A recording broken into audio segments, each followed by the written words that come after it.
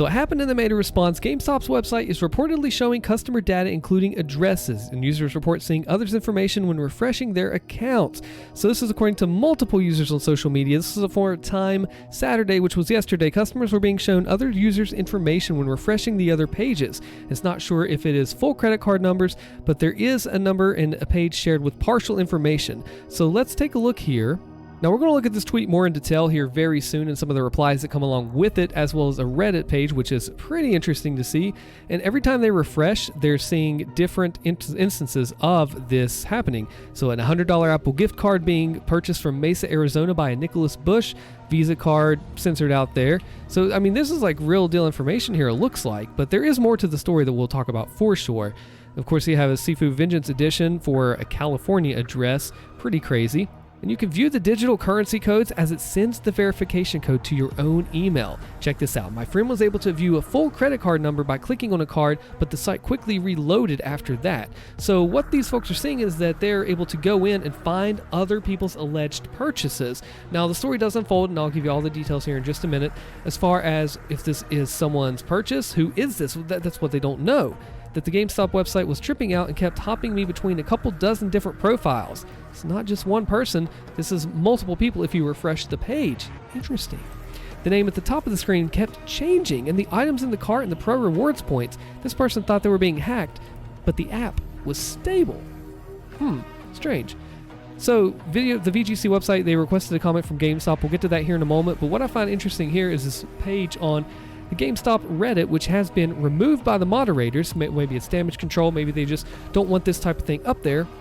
We have someone reporting that every time they refresh the website, they see someone else's name, phone number, order history, like a cycle of 4 or 5 people. They can't even change their password because of this glitch.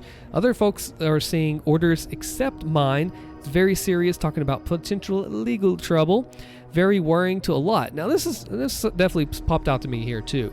Said, not financial advice, but I'd be selling my stock right about now. So, I wonder if GameStop took a big hit in their actual value of the company. So when we see here, we pulled up GameStop, and it looks like right about today, there was a pretty substantial drop from about 26.17 USD share all the way down to what, 26.30.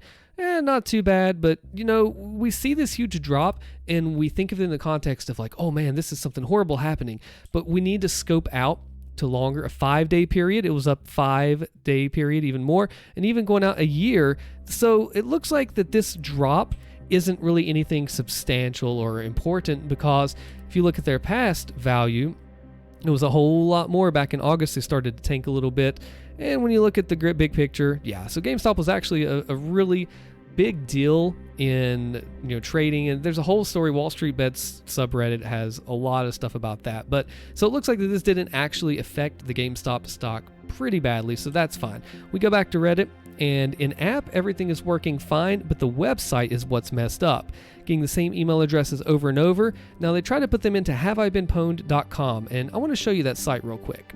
So this is a website where you put in your email address and it runs it through a whole system to be able to tell like, hey, you were included in this breach, your information or emails included in that breach. So let's just make use and go to john@gmail.com. I don't know, just a random address. And this says, oh no, pwned. John's email address was found in 300 data breaches and 142 pastes, so paste bin. And then it gives you tips to protect yourself from security and the different breaches that this was pwned in, which was triple web host, all the way down here. So it's definitely a site that I recommend putting your own email in, trying to see maybe where you've been compromised in the past. It's, like I said, I've got to make sure I tell you on the video here. Adobe, a lot of sites for john@gmail.com. Example email, more straightforward, that's fine. At least it showed what I wanted to show you. Let's take a look at Twitter. So we looked at this part just a little bit earlier, and I wanted to kind of dive in a little more. And people at first, when this was coming out, they're saying, has anyone besides the OP been able to see the error? Photoshop is easy. I'm sure most of us are on the page because it's going viral. But as we saw before, other people were having issues, and the post was removed from GameStop, saying realistically they're probably taking that down to bring as little attention to it as possible so people don't know and potentially take advantage. I doubt the subreddit is moderated or controlled by the company itself.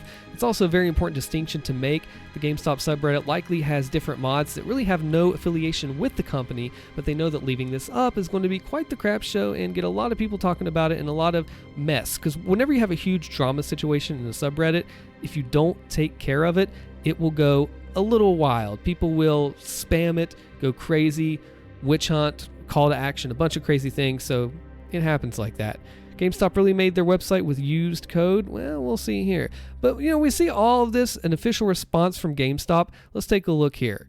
Nevertheless, I'm sure the bots and spammers will try to continue all weekend. Now, they say this was fixed immediately that the day it took place. But let's look at a little more detail, see what they really mean there. So GameStop's official response. GameStop's customer care team has responded, claiming the addresses and names appearing in the customer's accounts were part of a test and not actual customer data. Okay, so what they're saying is that, hey, we were just testing some things. We put some different information out there. These aren't real people. These are just test information. They said this was immediately fixed the same day it took place. This was test data created by our teams, not actual customer data. However, an online search suggests that some of the names and addresses that were shown to its customers on the website could match real people. DGC has asked if real address data was used. So I want to pull this screen up here and go over a few different things that matter. So this breach supposedly was not real people, but test data. So this is important because we know that this is not real people's accounts that are allegedly affected, and I know that some people may not like this response. So the timing of things really makes things interesting. So let's talk about that. This happened this past weekend, Black Friday weekend. So you could say, okay, well, they're doing a lot of tests and maybe make sure Black Friday sales go off right, all the deals are there, so on and so forth. Maybe they just made up names and addresses. Interesting, right? Good timing for Black Friday weekend. And so we also see real names and locations. This matters because, well, if you have a system and you are testing it, why would you use real people's information?